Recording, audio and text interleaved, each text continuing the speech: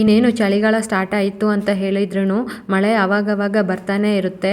ಈ ಸಲ ನರ್ಸರಿಯಲ್ಲಿ ಸ್ವಲ್ಪ ಸೇವಂತಿ ಗಿಡಗಳು ಜಾಸ್ತಿನೇ ಕಾಣ್ತಾ ಇತ್ತು. ಯಾಕಂದರೆ ಚಳಿಗಾಲದಲ್ಲಿ ಸ್ವಲ್ಪ ಸೇವಂತಿಗೆ ಚೆನ್ನಾಗಿ ಬರುತ್ತೆ. ಮುಂದೆ ಎಲ್ಲ ಸ್ವಲ್ಪ ಮುಗ್ಗಿತ್ತು. ಅದಾದಮೇಲೆ ಸ್ವಲ್ಪ ಹರಳಿದ ಹೂಗಳು ಇದೆಲ್ಲ ಹಳೆ ಸ್ಟಾಕ್ ಅನಿಸುತ್ತೆ. ಸ್ವಲ್ಪ ಹರಳಿದ ಹೂಗಳೆಲ್ಲ ಸೇವಂತಿಗೆ ನೋಡ್ಬೋದು ನೀವು. ಸೇವಂತಿಗೆಯಲ್ಲಿ ಹೈಬ್ರಿಡು ಮತ್ತು ನಾಟಿ ಎರಡೂ ಸಿಗುತ್ತೆ. ನೀವು ಕೇಳಿ ತೊಗೋಬೇಕು ಯಾವುದು ಅಂತ. ಸಮ್ಟೈಮ್ಸ್ ಕನ್ಫ್ಯೂಸ್ ಆಗುತ್ತೆ, ಎರಡೂ ನೋಡೋಕೆ ಒಂದೇ ಥರ ಇರುತ್ತೆ. ನಾನು ಯಾವ ರೀತಿ ಕಂಡುಹಿಡಿತೀನಿ ಅಂದರೆ ಹೈಬ್ರಿಡ್ ಸ್ವಲ್ಪ ಹೂಗಳು ದೊಡ್ಡ ಇರುತ್ತೆ ಮತ್ತು ಎಳೆಗಳೇ ಇರಲ್ಲ, ಅದರಲ್ಲಿ ಫುಲ್ ಹೂವನ್ನೇ ತುಂಬಿಕೊಂಡಿರುತ್ತೆ. ಇದೆಲ್ಲ ಸ್ವಲ್ಪ ಡಿಫ್ರೆಂಟ್ ಕಲರ್ ಇತ್ತು, ಒಂಥರ ಸ್ಕಿನ್ ಕಲರ್ ಎಲ್ಲ ಚೆನ್ನಾಗಿತ್ತು ನೋಡೋಕ್ಕೆ.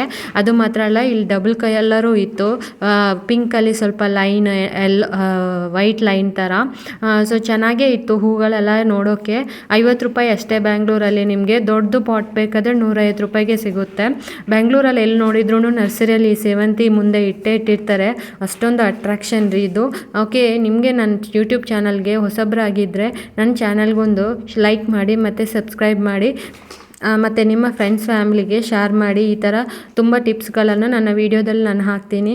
ಓಕೆ ಫ್ರೆಂಡ್ಸ್, ಇದು ನಿಮ್ಮ ವಾಣಿ ಬ್ಯಾಂಗ್ಳೂರಿಂದ. ಬಾಯ್ ಬಾಯ್.